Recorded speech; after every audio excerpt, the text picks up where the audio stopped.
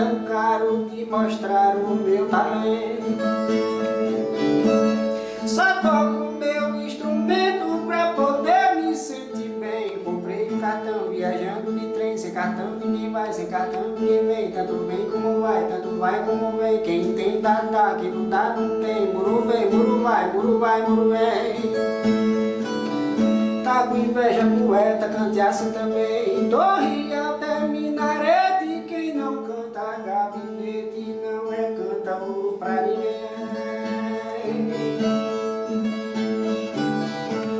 A expressão sergipana veio aqui me visitar e a gente a poetizar num momento tão bacana.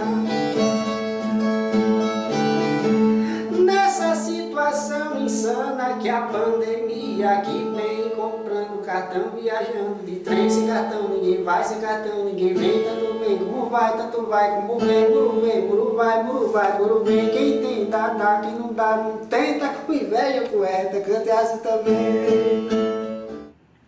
Lançamento da primeira exposição virtual Expressões Sergipanas, projeto proposto pelo governo do estado de Sergipe, através da FUNCAP, pela lei Aldir Blanc. E estamos aqui neste mar de cordel, neste mar de poesia, na Barra dos Coqueiros, com ninguém mais, ninguém menos que Dudu Teles, cordelista de Sergipe. E vamos ter uma conversa, vamos falar sobre cordel, vamos falar sobre música, vamos falar sobre a história e vida dele. Vem com a gente, vai ser massa. Dudu, eu queria primeiro que você se apresentasse um pouco, falasse quem é Dudu Teles, se você souber, porque nem sempre é uma pergunta tão fácil. Queria que você falasse quem é Dudu Teles, o que é Dudu Teles e qual a arte que Dudu Teles faz. Bom, eu sou mais um sergipano, né, entre milhões, né? Sou professor da rede estadual, né, e sou poeta, né, nordestino, sergipano, e desenvolvo a minha parada na literatura de cordel, né, ou seja, dentro das formas, né, da forma do texto popular que são as sextilhas, sepetilhas, décimas, martelo agalopado, enfim, galopa beira-mar, e tem infinitos, né? Quadrão, mourão, enfim. Isso tudo são formas de cordel. São formas de repente que a gente pode escrever, né? E contar uma história através dessa forma, né? Tradicionalmente se escreve em cestilhas, né? O cordel. O repente não, mas o cordel, né? Inclusive existem alguns poetas que dizem que o cordel é a história, né?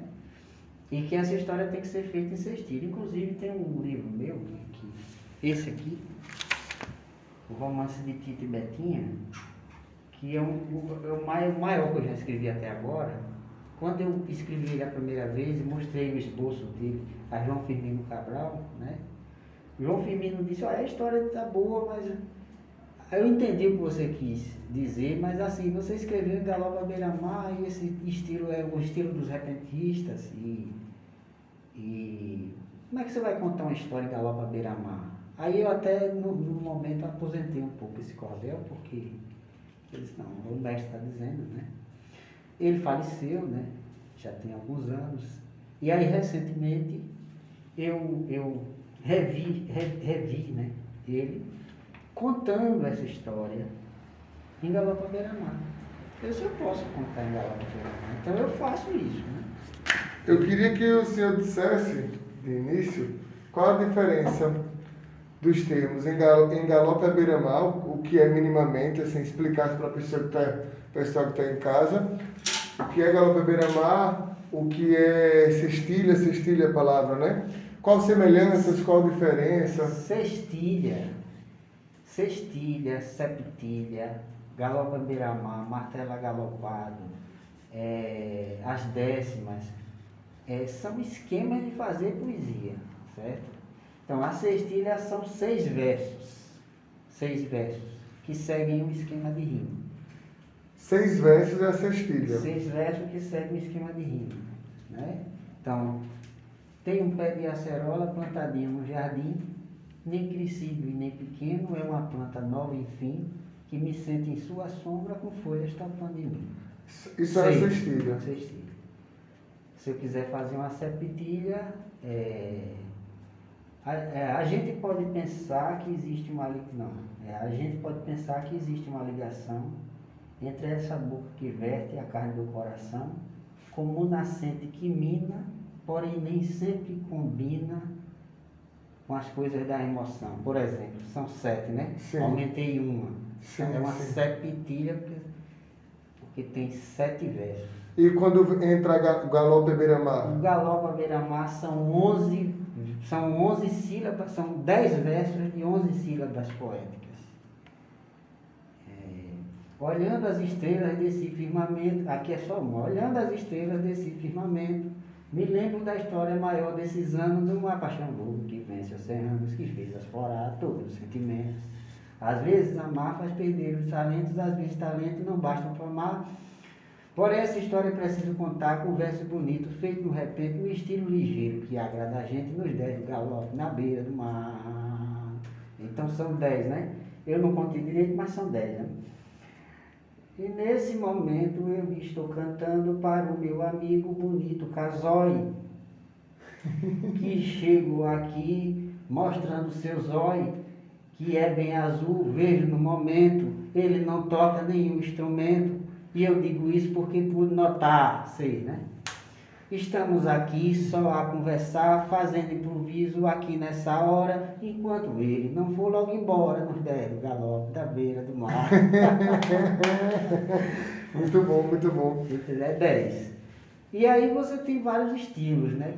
Aí tem que ter um estudo, isso não é do dia para a noite. Sim, né? claro. Você vai claro. aprendendo à medida que o tempo vai passando, você vai dominando a forma, conhecendo outras formas, fazendo outras formas e dominando tudo isso. E vai criando também outras formas, né? Deixando da sua forma ou não. A literatura de cordel você tem que seguir linhas. Se não for isso, se não for a métrica, a rima e a oração, não é literatura de cordel. Perfeito. É poesia, outra coisa. Né? Mas a literatura de cordel você tem que seguir a métrica, a rima e a oração na forma que você escolher. Então eu quero contar uma história em sextilhas.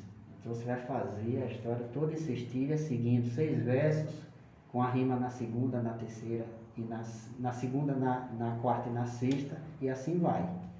Isso é o cordel. Me diga uma coisa, e quando foi que você, Dudu Teles, começou a pensar cordel, criar cordel, entrar mais para essa linha da literatura? Quando foi que isso começou a ficar vivo em sua vida? Eu comecei a compreender o que era a literatura de cordel quando eu conheci poetas da literatura de cordel, né? 2 deles, mais especificamente.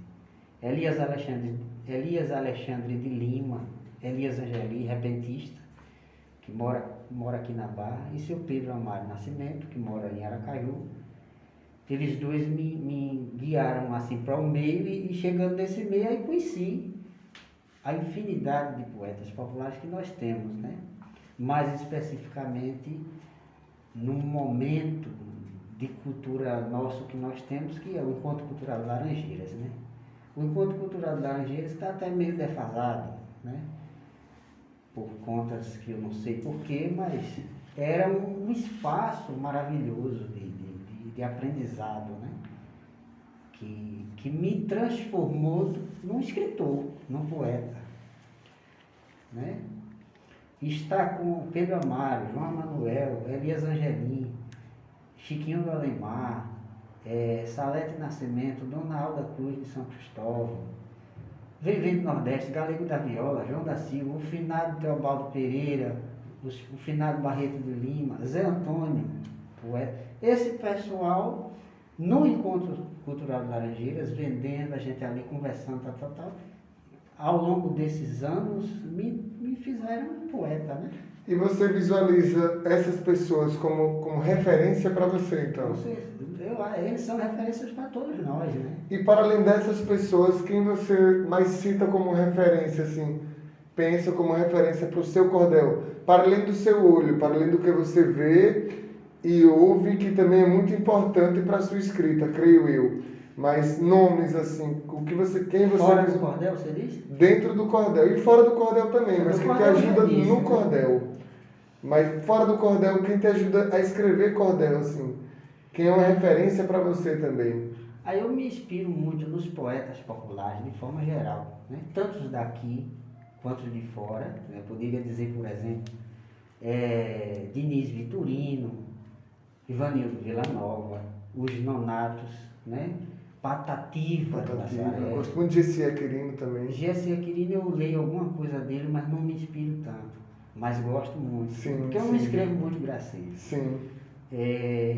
Patativa, Leandro Gomes de Barros, enfim, Orlando Tejo, ou Zé Limeira, né? Enfim, o Otacílio Batista, um monte de gente, né? Bacana que tem, nem sempre conhecido, né? Isso dos poetas nossos, dentro da literatura de cordel e do repente, né? Sim. Mas se for para a literatura que você diz, não, né? Só... Fique à vontade. A literatura, a gente tem, por exemplo, Ariano Suassuna, eu gosto muito de ler Victor Hugo, sou apaixonado por Cora Coralina, né, que tem uma coisa assim belíssima dela, as poesias lindíssimas. Adélia Prado, maravilhosa, enfim, tem uma infinidade de pessoas, né? Mas o poeta, eu acho que o poeta, né, ele se cria também lendo, né, com esse mundo da leitura, mas também com esse mundo da vivência. Com certeza. Da vivência. Então, Laranjeiras, Fasque, quando retornou, né, que eu não peguei o Fasque dos bons tempos, não. Eu peguei nessa volta do Fasque, né, recente. Mas os outros poetas pegaram, né, e contam da maravilhosidade que era o Fasque antigamente. Eu acredito muito nisso, na arte em geral. Então, o escrever, o ler, mas eu acho que a vivência, você estar, o seu olhar e o seu ouvir, o seu tato, ele contribui muito, assim, na prática da sua arte. Assim, acredito muito, muito, e é muito único, assim. Seu olhar é seu. Eu posso ver uma menina e daquela menina 8 poetas vão criar algo sobre aquela moça, assim. Exato. Acho isso incrível, incrível, incrível. A gente, cada um tem uma forma de ver o mundo, né? A gente tem ao mesmo tempo, por estarmos nesse contexto, digamos, de Sergipe, a gente tem uma visão parecida. Com certeza. Mas também temos as nossas visões individualizadas, né? E isso é bacana. Então esses lugares, né, de celebração das nossas as festas, Orla, né? Os Arraiá da Orla, onde iam os grupos folclóricos, banda de pífano. Então, são para mim os lugares onde eu consigo estar, né? Divulgando, vendendo, entrando em contato com o público, né? Me diga uma coisa, do que você costuma mais escrever no cordel, assim? Quais seus pontos fortes de escrita, assim? Eu escrevo muito sobre as questões existenciais, né? Minhas mesmo, né? Que digamos que não é muito bem a linha mais preferida da literatura de cordel, né? Alguns poetas do cordel daqui dizem assim, Eduardo é um poeta romântico, né? Você se considera? Não, eu acho que não. Talvez tenha algum romantismo, mas assim, como eu estava lhe dizendo antes, né? Eu acho que é uma fase também, porque eu estou encerrando essas coisas que eu estou escrevendo agora, as coisas mais malucas, assim, Porque o cordel é muito conhecido por gracejo, né? Sim. Por esculhambação, por gracejo, enfim.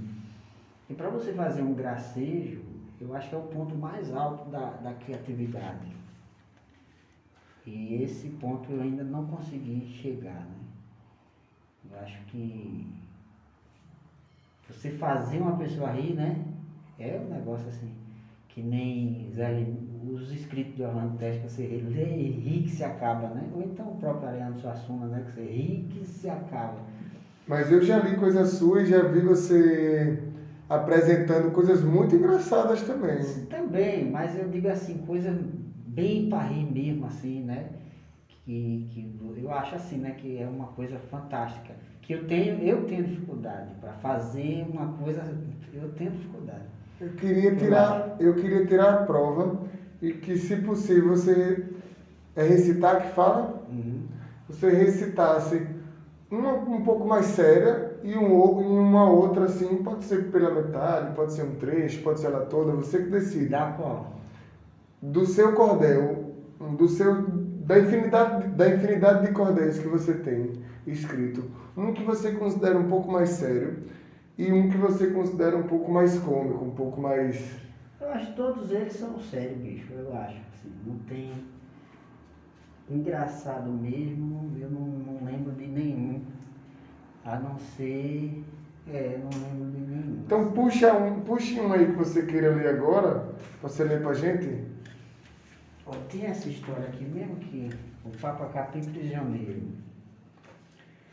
que é uma história que eu fiz baseado numa lembrança de infância, né? O Papa Capim Prisioneiro. Deus perdoe as ações do meu passado, que vivi na infância e adolescência. A criança não tem a consciência que uma longa estrada tem guardado. Fui menino de muita malvadeza, provoquei noutros seres a tristeza quando quis conservá-los na prisão. Relembrar meu passado me condena a sofrer, como adulto, a triste cena que a lembrança provoca ao coração. Fui garoto criador de passarinho, dizer isso não melhora nem consola. Já mantive muitas aves na gaiola, maltratava, pensando dar carinho. Já fui contra nossa mãe natureza, por achar em cada canto uma beleza que enchia meu peito de substância. Eu queria tais aves para mim, porém hoje, já maduro, penso assim, provei goles de pura ignorância. Relembro que estive em São Cristóvão, em um sítio que meu pai tinha comprado. Pendurei uma gaiola no cercado, na gaiola havia um alçapão. Dentro dela havia um caboquinho. No terreiro da casa, bem quietinho, uma tarde inteira eu esperei, para ver se outra ave eu pegava. Fim de tarde a gaiola balançava, no alçapão um papacapim peguei. Esta ave pequena e esverdeada eu botei numa gaiola de arame. Cometi essa violência infame e ainda quis poder vê-la acostumada. O bichinho que estava em liberdade, quando posto nas malhas da maldade, começou então a se debater. Quando eu era criança eu não sabia, hoje eu sei que o pobre bicho sofria desejando voar, mas sem poder. O pobre papacapim prisioneiro, que antes disso voava em liberdade, desejou escapar dessa maldade, debateu-se na gaiola o dia inteiro. Pelas malhas o seu bico o enfiava, que entre o bico e a cabeça sangrava, a querer sair tanto da prisão. O bichinho cansado, o bico abria, nessa triste agonia que sentia, a soltar suas penas pelo chão. No outro dia fui trocar água e comida, e o bicho debateu-se enlouquecido. Quis voar para o céu, lugar querido, porque tinha nascido para essa vida. Não me lembro qual foi a razão certa, esqueci a porta da gaiola aberta, pendurei na parede do terreiro, e a ave a sangrar se debatia, sem dar fé que a saída se abria. Foi tomada pelo seu desespero. Ao notar que a gaiola estava aberta, percebi que o bicho não fugia. Pelo teto da gaiola se batia, sem ver na portinhola fuga certa. Eu achei essa ave ignorante, por não aproveitar aquele instante e fugir da prisão, asas batendo. Hoje sei que quem tem grande dilema ganha morte afogado no problema, porém a solução nunca vai vendo. Na gaiola com a porteirinha aberta ficou preso o verde papacapim, e a lembrança se torna mais ruim que outra ave aparece descoberta. É o pequeno e preto viuvinho que ficou a olhar, dando pulinho em cima da gaiola de arame, sem entender por que ele não fugia, a ficar se batendo com agonia que escutou do papacapim o reclame. Me ajude, viuvinho. Quero ser novamente a ave que voa. E não esse prisioneiro aqui à toa, que caiu na armadilha direitinho. Para o céu me destino com empenho, eu coloco toda a força que eu tenho para romper as grades da prisão. Me machuco sem nada conseguir, por que é que não consigo sair para ver livre meu pobre coração? Sai por baixo, verde papacapim, disse ao preso o livre viuvinho. A saída você não vê certinho, porém ela lhe é dada agora sim. Se você não está vendo a saída, é porque está querendo ver perdida as bonanças da sua liberdade. Me parece que deseja ficar preso. O caminho se apresenta bem aceso. Observe agora com vontade.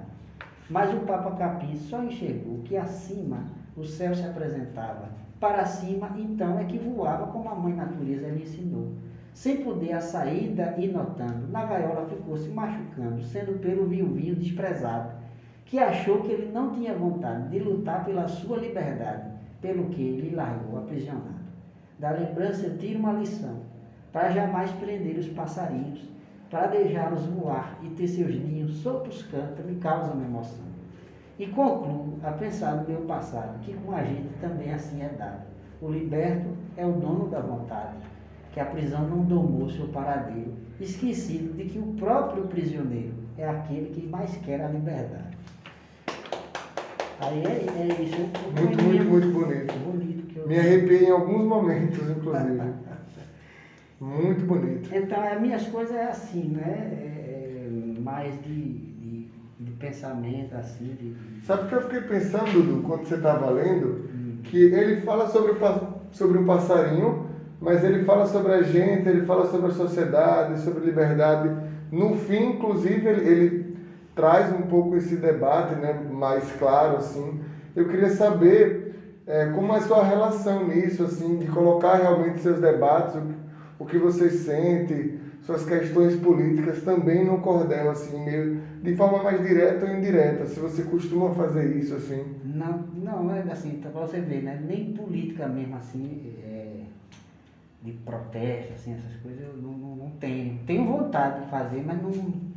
Quando eu começo a sentar para escrever, vai sempre um. Às vezes eu começo... Mas eu achei essa muito política, por exemplo. Não, é política, né? Claro, tem o meio ambiente aí, questão do meio ambiente, está forte aí. Eu tenho o coqueiro, que é um cordel coqueiro tá ali. O coqueiro é um grito, né? Contra a especulação imobiliária aqui em Barra dos Coqueiros, né? Que dominou a cidade de uma forma... Cadê ele? Estúpida, tá ali. Vou procurar ele.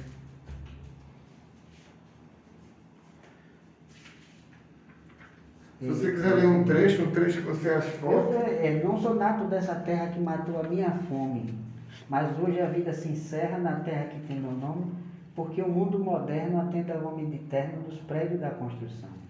A vida que quer mudança faz morrer minha esperança de não ver mudar o chão. Ele vai contando a história do coqueiro que é derrubado, né,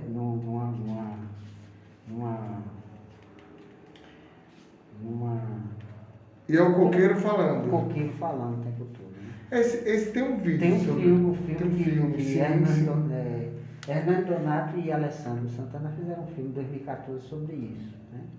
O coqueiro é uma situação de... você vê a transformação da cidade, né? Acompanha, depois que construíram a ponte, essa cidade virou uma espécie de apêndice de Aracaju, e eles parece que querem construir uma espécie de Miami Beach sergipana aqui, e imagine quanto não se ganha de dinheiro. Isso que a gente não sabe, né? Quais são os movimentos e tudo.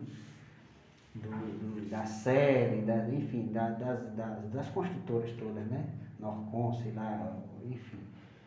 Deixa eu mostrar aqui para ele certinho. O Coqueiro tem um filme no YouTube, você pode procurar lá O Coqueiro, coloca do Teles, eu acho que você já... Alessandro Santana. Volta. O Coqueiro, Alessandro Santana. Isso, Faz o que Pode Produtora. Faz o que Pode Produtora. Queria conversar agora, Dudu, sobre como está sendo esses tempos de pandemia para o senhor, para você. Como está sendo esse tempo de pandemia para você, como você está lidando a tudo isso, como você encara esse tempo nebuloso. Queria que você falasse um pouco. E como está sendo também o cordel na sua vida, nesses tempos, como eu posso falar, sombrio, nebuloso, crise geral? O Brasil, assim, na minha compreensão, o Brasil, ele entrou num problema muito grave, né? Que é a volta de tudo que não presta, de tudo que é de mais ruim, que precisa ser repudiado diariamente, né? Que é o representado por este Hitler brasileiro, que tem o apoio, né? O apoio de cúmplices, que ele não está sozinho, né? E por trás dele está a máquina de matar, entendeu? De matar brasileiro, que é o Exército Brasileiro. Eu me revolto, fico... Vamos pela história. Aqui perto da gente, Canudos. Canudos foi exterminada por quem? Pelo Exército Brasileiro. E o Exército Brasileiro que fez a ditadura militar, que eu não preciso dizer quantas pessoas morreram na ditadura militar, a repressão, enfim. E agora nós estamos de novo nesse problema. Então você vê as bombas que jogaram ontem contra os índios, os nativos dessa terra, há 500 anos. 500 anos de extermínio. Sem falar mais nos anos de escravidão, né? Então eu me sinto diante desse governo. Aí vem a pandemia. A pandemia foi mais um braço da morte desse governo, da morte de tudo que não presta, que precisa ser diariamente repudiado. É isso que eu tenho a dizer. Então, a literatura de cordel em Barra dos Coqueiros, Sergipe, é contra esse Hitler brasileiro e todos aqueles que são omissos. Vou falar de Arthur Lira, Rodrigo Pacheco, que é o Congresso Nacional, sim, Supremo Tribunal Federal e outros mais, governadores e tais, que não se posicionam com ênfase contra esse Hitler brasileiro. Entendeu? É um Hitler brasileiro que precisa ser parado. Só que eu, infelizmente, não tenho, sou um poetazinho de um estadozinho periférico, de uma região que é o Nordeste, periférica, dentro de um país que é o Brasil, periférico. Então nós estamos na periferia da periferia da periferia da periferia. Então o que a gente pode fazer? Se revoltar, né? Chorar a morte dos nossos mortos, né? Infelizmente, e viver a impotência de poder se manifestar pelo celular, né? Enfim. Se sair a gente morre e deixando ele lá a gente morre também, né? É uma situação catastrófica, né? Catastrófica. Se você lê um pouco sobre a Segunda Guerra Mundial, sobre a ascensão de Hitler, você vê semelhanças impressionantes entre os desejos desse Hitler brasileiro, que ele se inspira em Mussolini e Hitler. Isso já está provado. A motociata foi o quê? Foi isso. O fim do Ministério da Cultura, isso é um projeto de destruição do Brasil pela raiz.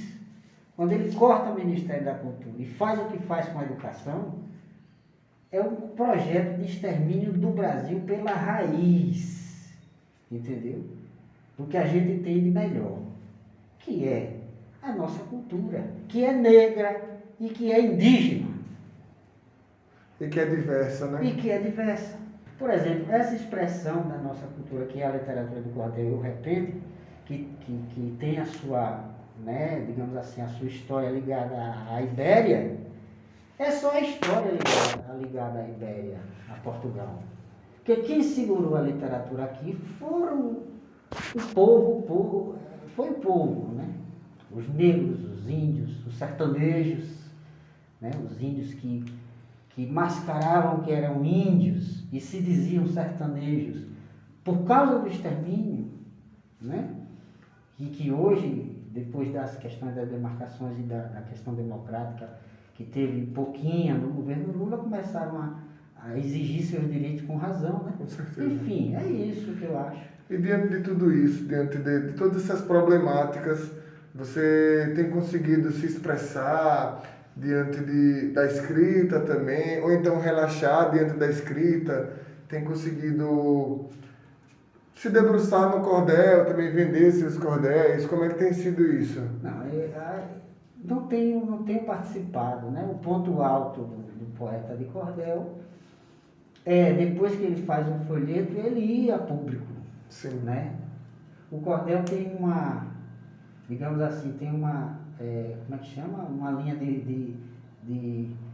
desde a hora que você escreve, o cordelista ele escreve, ele imprime, ele publica, ele vende e ele faz a propaganda, ele faz tudo, né? Então, a gente faz tudo menos a questão da entrada com o público, venda, né? Que a gente não pode ir. Mas se tem escrito? Tenho escrito, eu terminei agora recentemente de fechar mais um pacote de 9 folhetos inéditos, né? Que estarão em breve, acho que ano que vem, né? Com a vacina no braço de todo mundo, né? Com fé em Deus, né? Eu estarei lançando, se não ano que vem, no outro ano, depende também que vou atrás de gente para fazer capa, essas coisas, né? Mas e finalizei a escrita agora na pandemia, né? Foi escrito antes, mas organizado e terminado de escrever agora na pandemia, né? Muito bem. Eu vi que você tem ali bolsinhas já com escritos e fuxico também. Eu queria que você mostrasse um pra gente. Exatamente. Isso aqui é um material de venda também, não é isso? Isso aqui é um pacote, né, de literatura de cordel, é o primeiro que eu lancei. Aqui nós temos 13 folhetos, né, com diversos temas, né, vários cordeizinhos. E Esse é o primeiro trabalho. É como se fosse um livro, né? E é você que faz tudo, desde... O fuxico até o fuxico? só não faço o desenho da capa porque Deus não dá os dons todos, é uma pessoa só. Vou lhe dar a poesia, mas o desenho eu vou dar para outra pessoa. Aí a gente se junta e faz as... Aí você pede para alguém fazer a arte, né? Contrata a arte. A arte da capa. E de resto você faz o fuxico, o pacote, tudo você... Tem um maior ali, né? E esse aqui nos pede os versos, né? Muito lindo, muito lindo. Que eu fiz maior porque, vamos supor, um lançamento comemorativo quando eu fiz 11 anos de cordel. Aqui temos 9 folhetos maiorzinhos, né? Quando eu fiz, foi em agosto de 2009, 11 anos de cordel, aí eu fiz esse que eu achei que merecia uma coisa mais.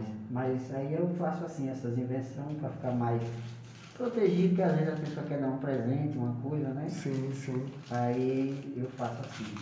Ô Dudu, quem quiser comprar um cordel desse, conversar contigo, tirar alguma dúvida, como é que faz para entrar em contato contigo? Eu tenho um Instagram, né? Que eu sempre tô lá, @Vem das Nuvens Editora, né? O pessoal pode me seguir lá. E posso dar o telefone Pode, também, se né? você quiser, sim. O meu telefone é 799-9947-2574. Então entre em contato comigo, que a gente pode estar levando esse folheto, se for na região de Aracaju, né? Ou então mandando por correios, né? A quem estiver vendo que seja de fora do estado, a gente manda pelo correio, a gente conversa e trata de preços, essas coisas. No primeiro dia, o lançamento da primeira exposição virtual Expressões Sergipanas, tive a honra, a graça de conversar com o cordelista Dudu Teles, aqui da Barra dos Coqueiros. Esse é um projeto do Governo Estadual de Sergipe, através da FUNCAP, pela Lei Aldir Blanc. Me sinto muito grato, muito feliz de iniciar nossa caminhada que vai percorrer diversas cidades, conversar com artesãos, artistas de forma geral do nosso Sergipe. Fico muito grato, muito feliz de estar contigo, sendo o primeiro, dando pontapé essa caminhada.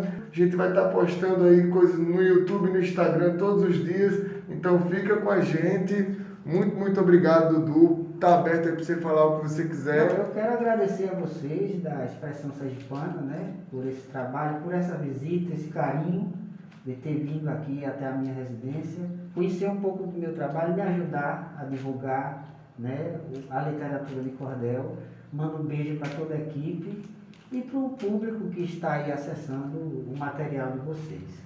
Né? Eu agradeço a vocês. Muito, muito, muito obrigado a você que esteve com a gente durante esse tempo. Continua com a gente. Fica ligado no @Expressão Sergipana, que a gente está postando tudo aqui, tanto no YouTube quanto no Instagram. Então vamos que tem muita coisa. Primeira exposição virtual de Sergipe, Expressões Sergipanas.